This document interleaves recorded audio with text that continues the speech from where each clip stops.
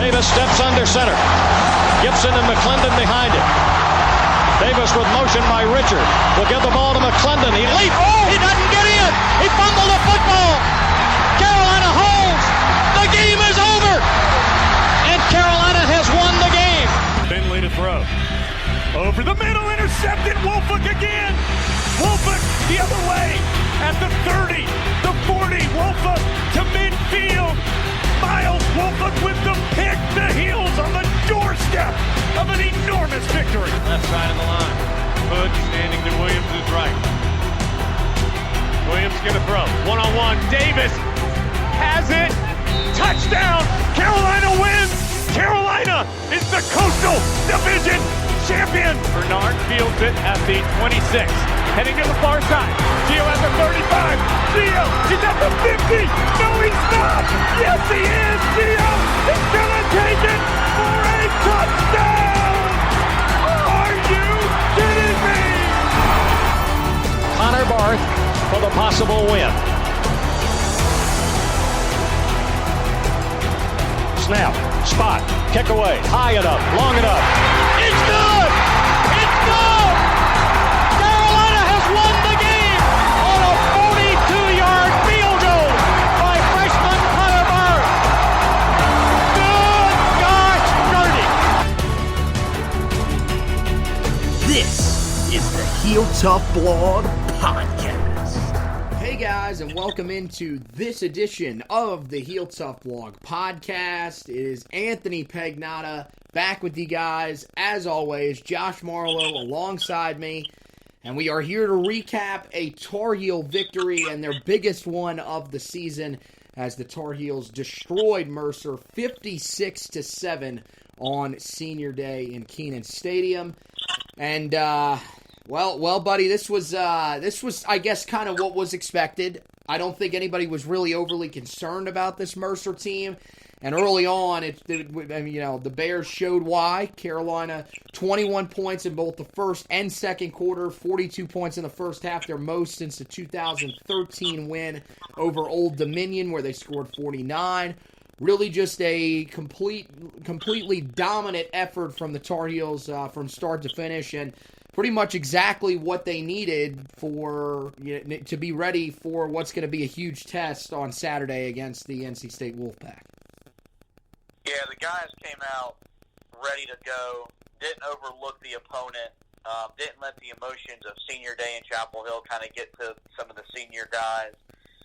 And you're right, this offense, even though it was against an FCS opponent, they were in rhythm. They could do whatever they wanted to do, whether it was through the air or on the ground early in the ball game, and that just set the tone. And the defense made some plays, got some turnovers, and then really, we talked about when we previewed the game, they just needed to gain confidence exiting that game, heading to NC State. And I felt like they did that. And I think something that we didn't mention a lot when we looked at that game was how would Carolina perform in the red zone in this game, because we know that the issues that they've had, and they didn't have any problems in the red zone on Saturday, and so they gained confidence in that area. As like you said, they get geared up to go to NC State.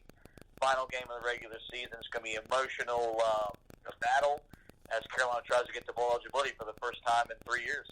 Well, it was Senior Day, but the headlines were stolen by some of the young guys. It started, of course, with Sam Howell, who sets the school record, as well as the true freshman touchdown record for touchdown passes in a season, as he gets to 31 and then eventually 32.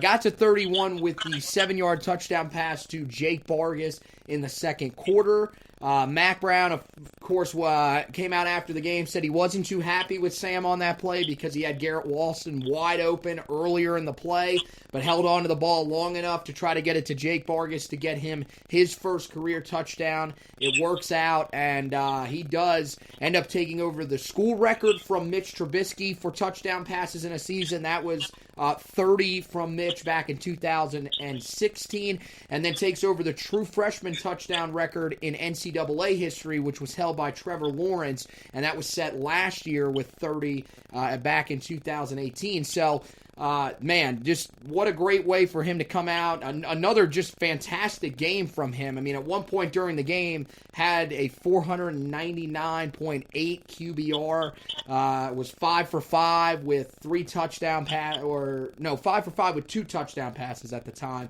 And then, of course, exited, didn't have to play the second half, but Sam Howell just, again, going through the milestones, and this is a big one for him.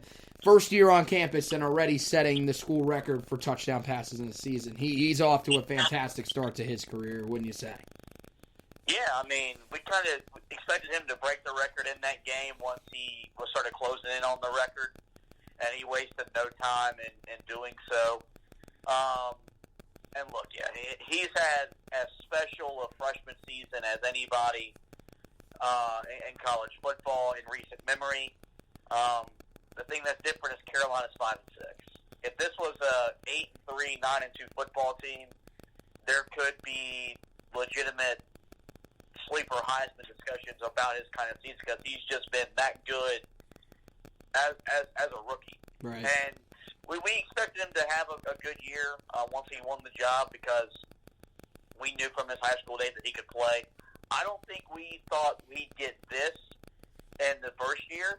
And the funny thing is he broke the passing touchdown records, right? Right. And we vented about Phil Longo being too conservative with his arm for how long, and he still broke the record. So exactly, it kind of shows you that even if the offense is being limited, he's still going to put up big numbers regardless. So it kind of speaks on the kind of player Sam Howell is now. And then the scary thing is that he's only going to get better. He's going to develop over the offseason. He gets a bowl game that's 15 extra practices. He'll get better there. Mm-hmm. And it's just kind of scary for the ACC what kind of quarterback he can be. Yeah, I mean, not only the fact that Phil Longo was conservative early in the year with his arm, we were also looking at the numbers in the red zone. And, I mean, yeah, they've had some success down there. I mean, 15 of his touchdowns have come down in the red zone. That number, I think, now bumped up to, let's see, the long one to Emory Simmons was 33 yards. The first one was a short. So now at 17. But the other, I mean, out of 32, that means only just over half have come in the red zone. But really, I mean, he's got 15 touchdowns of 20 yards or longer. That throwing the ball through the air, that's ridiculous. I mean, that's just unbelievable. And like you said, I mean, he's only going to get better from here, you would expect.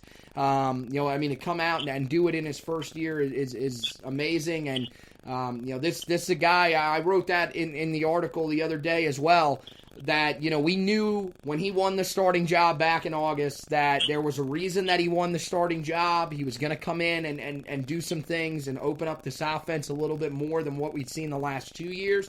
But I don't think anybody was expecting him to come in and be this dynamic. And I'm with you. I think that, Tar Heel fans are wanting to make the argument that his numbers are really that good. Why is he not getting talked about more? I mean, yeah, when you're 5-6, you're not really going to get talked about as much. But the thing is it's setting up to where he's going to have some Heisman conversation heading into next year, and especially if the Tar Heels can get off to a good start against Central Florida as well as Auburn, all of a sudden he could be a guy that could be right in the thick of the Heisman conversation, especially if he comes out and has 2 big games in those games to open the season. So, I mean, it's definitely something to keep an eye on going forward with his progression, and hopefully he does get that bowl game. That would be huge for him. But the other thing is it also helps that his run game is forming into one of the better ones in the ACC. Tar Heel rushing attack with 376 yards rushing and 5 touchdowns on the ground against Mercer. Tar Heels entered the game on Saturday with just 4 rushing touchdowns the entire season and have more than that in one game against Mercer. Just a phenomenal performance led by Michael Carter, who had 9 carries on the day but turned that into 159 yards and 3 touchdowns to lead what was just a lethal Tar Heel rushing attack. And I mean, this is another unit. We knew they were good coming into the year, but especially if you would have told me that Javonte Williams, who was our leading rusher entering the game, was still having some trouble shaking off the injuries and didn't play a whole lot, and you told me that this team ran the ball as well as they did, I probably would have laughed and told you were definitely lying. Yeah, and I mean, it started up front. The offensive line created holes for our dynamic backs to get to. And we know when Michael Carter gets in the open field, he's not going to get caught 9 times out of 10. And that was simply the case on Saturday. He just ran away from Mercer. And it was good to see because, like you said, they had 4 rushing touchdowns all year long. And that was 3 from Javonte Williams. I think the other one was from Sam Howell. Yep. And Carter, Carter feasted with 3. Antonio Williams got in on the action, and then even British Brooks in the second half was able to get into the end zone. The Firm, as we've started to call them, had their most complete game of the season, and it couldn't come at a better time because if Carolina's going to win this upcoming Saturday, they're going to have to be able to run the football effectively, and we've kind of been waiting for all 3 guys to be hot. Even though Javonte didn't get the amount of reps that he normally gets, when he still touched the ball, was still productive. Mm-hmm. But I think it's cool seeing Antonio Williams these last 2 games really step up. He didn't have a big role earlier in the year because of the success of Javonte, but when the team needed him, he's been able to deliver with 2 big games. Yeah, and that's something that Mac Brown has mentioned in the past couple of weeks, is a guy that just stuck through it all. Early, before the season had started, we had heard that he was probably going to be that number 3 guy. He would get some carries, and this would probably be a 3-headed backfield. It really turned into 2 guys controlling most of the carries, Michael Carter and Javonte Williams. And unfortunately for Antonio Williams, he was kind of left on the outside, just occasionally getting some reps when needed, especially towards that middle part of the season. But you're right. Once Javonte Williams got injured in that game against Virginia, you saw that Antonio Williams knew that he had to step up, and he's played great the last 2 weeks against Pittsburgh and Mercer, and they're probably going to need him in this game against NC State because, one of the reasons that Javonte Williams didn't play that much on Saturday is because, of course, they got off to a great start. Michael Carter was having a great day, but also they were wanting to try to get Javonte Williams as healthy as they possibly can for that game against NC State.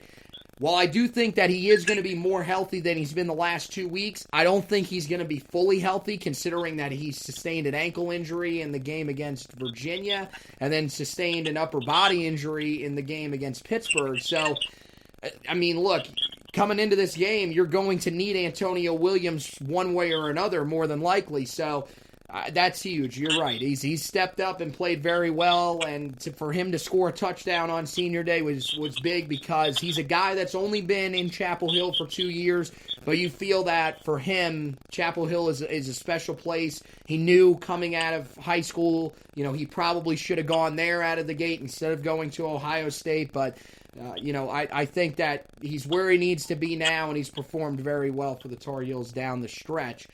And, this is really part of a bigger thing, which is that this offense is ready to carry this team against NC State. Because, look, even in this game, there were, for most of the time, Carolina was dominant defensively. You would expect that.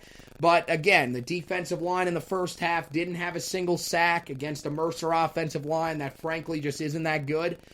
So this still looks like a unit that really is going to probably have some struggles against NC State on Saturday. And this offense, it looks ready to go, ready for the challenge of carrying this team to a bowl game.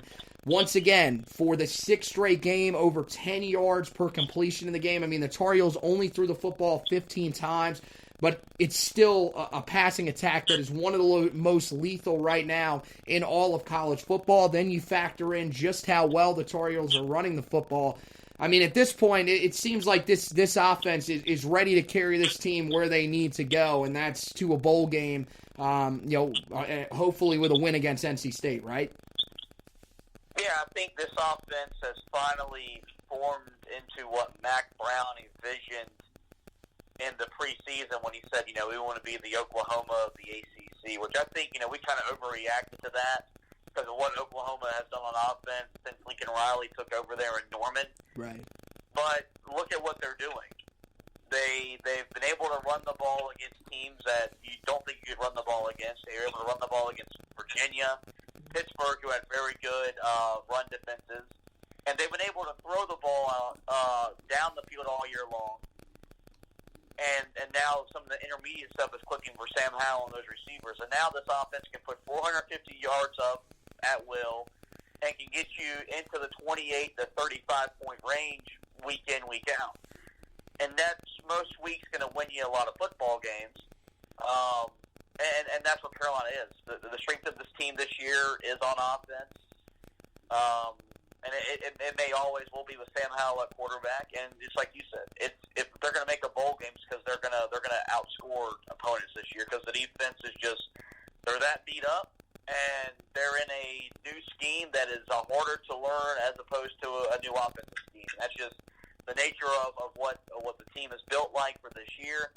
But I think we expected that. I don't think we did not get anything we did not expect from Carolina this year. And that's why they're at 5-6. And I mean, to a lot of people, they've overachieved. They're ahead of schedule. And if you can get a bowl game, it's not. Look, winning bowl games, stuff like that. I mentioned this a couple weeks ago. You get those extra 10 to 15 practices.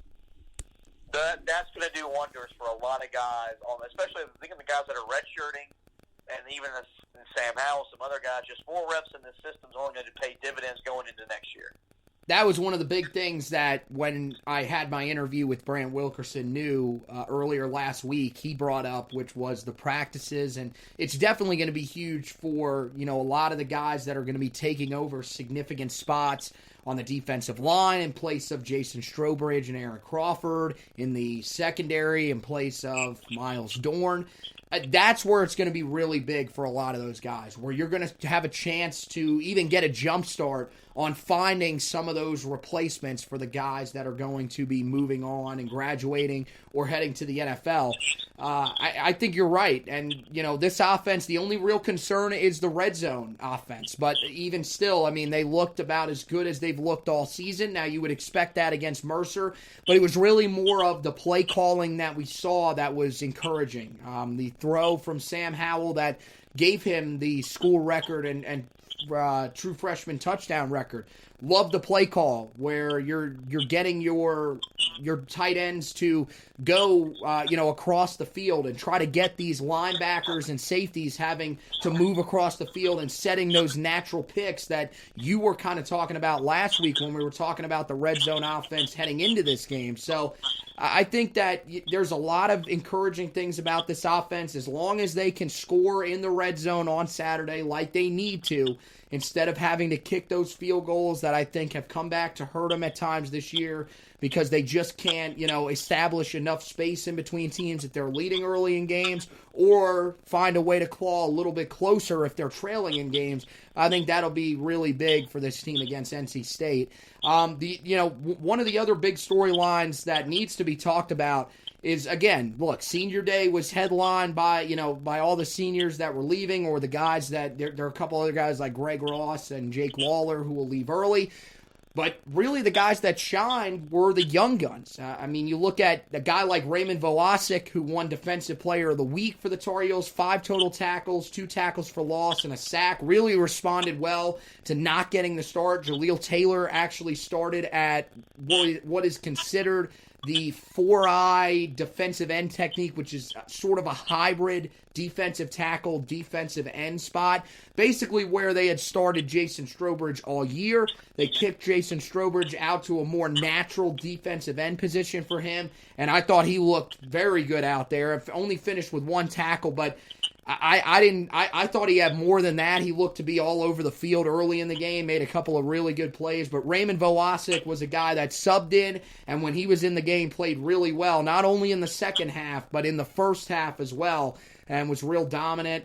You look at guys like Eugene Asante, 8 total tackles in the middle, taking over for Chaz Surratt after he had a great start and reached the 100 total tackle mark on the season. Kadri Jackson next to him at linebacker with 6 total tackles. And then on offense, really great performances. Josh Henderson getting his first substantial offensive reps. 13 carries, 98 yards in the second half. He's going to be a guy that with Antonio Williams graduating, he's going to have a great chance to come in and take over that number 3 running back role behind Javonte Williams and Michael Carter, which will still be a big role on that team next year. With the amount of work that these guys have seen this year and we'll see next year, they're going to need that third guy in there. And Henderson gets a leg up with a great performance. Emery Simmons gets his first career touchdown reception with a 33-yard touchdown pass from his roommate, Sam Howell. Played substantial snaps for the first time really all season, and he's a guy that looks the part of a guy that's going to be able to come in and contribute next year. So, I mean, the young guns on both sides of the ball flashing, I mean, that's extremely encouraging for this team going forward, especially with some of the guys that they're going to end up losing heading into next year. Yeah, it's just a reason why the future of this program is as bright and why fans are so optimistic as we head into next year is because, yeah, we're losing, some guys, Aaron Crawford, Jason Strobridge, on the defensive line, Charlie Heck maybe on offense. But we know that there's talent, in the cupboard, I guess, and that Mac Brown's going to recruit talent to replace what we're going to lose. And then years past, we didn't have the same kind of optimism when this kind of situation happened. And it's good seeing those guys make some plays because you have a little bit more confidence in them when they get in game situations to make plays. Even though it's still Mercer, for those guys, this is their first extensive game action. And we haven't seen them do anything productive because we're not at practice. But now we got to see them go out there and make plays. And now if something happens or of an injury, which we've seen been able to, it riddle this team, well, now we got this guy that can go in there and he can make plays. And it'll be, fun to see those guys grow next year when they're in more extensive playing roles. Yeah, and the other thing is if anybody's really saying, well, they were dominant against Mercer, let's see them, be dominant against another team. I mean, these guys look the part of guys that, are going to play significant roles against an FCS team where they were just so much better than the guys on the other side of the ball. So much more athletic, able to make those tackles in space with ease. That's the type of stuff that you're looking for from a lot of these guys is for, if they're going to be big-time players, they're going to come out, and in these opportunities, they're going to dominate. And those guys that we just talked about all came out and had really great performances. The best part as well, all of those guys that we mentioned, they are all true freshmen. So expect them to have much bigger roles next year for this Tar Heel team. The last thing that we'll talk about before we shut down the Mercer recap edition of the podcast, there were a couple of fans afterwards that were very critical. A couple of people, also media members as well. Tommy Ashley of Inside Carolina, very critical of the crowd not showing up for the game against Mercer. Again, they announced the attendance at 50,000. Not even close. Not even close. That's, again, just ticket sales. The game was sold out. But I think what someone said was that it ended up being around 18,000 was the rough estimate of people there. And, of course, during his Monday press conference, Mac Brown did voice some of his concerns about what, the crowd on Saturday wasn't too happy with the fact that Tar Heel fans didn't venture out. I think that, there's two real sides to this. There were a lot of people that were saying, look, calm down. It's a game against Mercer. It was raining. This is a game that you would expect not a lot of people to be at. If this was a conference game, there would have been a lot more people there. And then the other side of it is that people are saying, well, if we're trying to become an actual football powerhouse like we think we can be, like this sleeping giant that we've been telling people that we can be, we need to show up for every single game, even games like this. Where do you stand on this argument of, not showing up to a game against an FCS opponent in the rain? Mac Brown talked about the fans.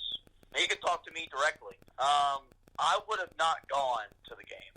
I told you that up front. I would never go to a game like that because the game's going to be over in the first quarter, second quarter at the least. I'm not going to say it's a waste of time, but if you're a college football junkie, if you go to that game, you're missing Ohio State, Penn State, which has big ramifications in college football playoff. Georgia, Texas A&M was a big game in the SEC. And then factor in that it was going to be cold and rainy. I think Mac may have been wrong to call the fans out in that situation, just because they've been great all year, and you expect them to come sit out in the cold, wet rain and watch you blow out a team that shouldn't even be on the same field as you. I understand why they got to play the game. I know they're looking into moving that game up into the year. Right. But there's reasons why people don't show up to that game. I mean, it's effectively a waste of time, other than the fact that you're going to guarantee you get to see your team win. Well, you're not going to learn anything about your team in those kind of games. There's not going to be an environment because the game's going to be over relatively early. You play the game so you help the little guys still stay funded. And more importantly, look at what Carolina's at this year. You're 4-6. You win this game. Now you still have a chance to make a bowl game. That's why the game's there. And that's okay. Just don't freak out when people don't show up. Right. Well, I get what you're saying. The argument against it is, it is senior day. This is, no matter who it is, each year a group of seniors deserves to be sent out the right way. You can complain about, the opponent, but I mean, look, you don't know what's going to happen when you show up. I mean, if you're taking the FCS mindset to it, you wouldn't have shown up for the game against Liberty back in 2014, and that turned out to be a lot closer of a game, especially earlier on, than we thought. So that's the argument really against it. The rain argument I get against an opponent like Mercer, it makes a little more sense why people weren't there. Look, if it's a conference game, I think you probably should be there, no doubt, because look, we've seen in the past, games like the Virginia Tech game back in 2016, we went to that and it was in a hurricane. So, I understand where some of the frustrations are at, because, I think that I don't know if it's the fact that there weren't a lot of people there. I think it's the thinking that, we saw this one game with bad weather conditions. We've seen what has happened in the past couple of years where the crowds have just been terrible for every single game of the season. I think that, trying to change the culture and this is only one setback. I think that's the biggest thing, and that, everybody had saw all season how successful, having these great crowds out there was. They just don't want to go back to, what we saw the last couple of seasons. I don't think that's going to happen, and I don't think that anybody should think that's going to happen based on the crowd that turned out on Saturday. But I think, I can understand where people are coming from, voicing their frustrations a little bit. But at the same time, it makes a little bit of sense why there weren't a ton of people at the game, especially based on the weather conditions and the opponent. The good news is that next year won't have to worry about that. The latest non-conference game that they'll play was actually just announced today. That'll be against UConn, and that'll be on November 7th. So that will not be the last home game of the regular season. It will be a conference opponent, more than likely a division opponent. And if Carolina is where we expect them to be at that time in the ACC Coastal race, that game will be a lot more crucial for Carolina, and the environment will hopefully be a lot better. So that's going to wrap it up for this edition of the Heel Tough Blog podcast and this Mercer recap. As you guys know, the Tar Heels now sit at 5-6 on the season, and so they will get prepared for NC State. That game will be on the ACC network on Saturday, and of course we'll have you prepared with the NC State preview here on the Heel Tough Blog podcast. So make sure you guys check that out. Of course, we have everything that you need from the Mercer game on HeelToughBlog.com. You can go back and check out the Mercer recap, the 4 things that we learned from the game against Mercer, as well as the stock report. See the guys that are trending up heading into this game against NC State. A lot of new names on there as well. Some guys that didn't get a lot of playing time throughout the year making their debuts on the Stock Report. And then, of course, we will have the Trench Report coming out for you as well on that game. And then we'll wrap it all up and head on to the NC State game. We'll have that preview coming out for you guys later in the week. That one will be out either Friday or Saturday. Just kind of depends on what the work schedule looks like. But we'll have that out for you guys so you can make sure that you're prepared for everything when we get ready to take on NC State as we look to go to a bowl game for the first time since 2016. So, want to thank Josh for stopping by and doing this recap podcast with us. Want to thank you guys for listening. And as always, go Tar Heels.